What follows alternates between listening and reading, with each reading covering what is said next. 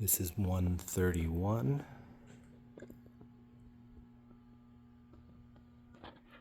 It's got a 48-inch wide belt. It's either a roaster or a dryer. It was previously used on sunflower seeds. It does have this hopper with it and a standing measurement. It ends either here or here is where it'll be disconnected depending on what the rigger chooses, so this is not included.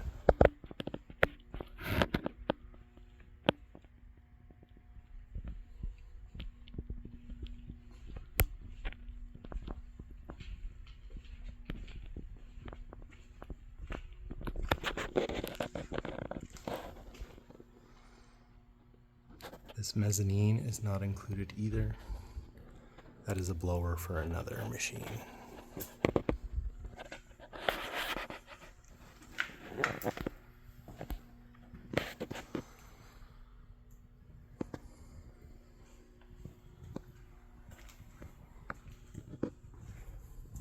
The blower for this one is on top of that mezzanine. It is included with this lot. This mezzanine is not.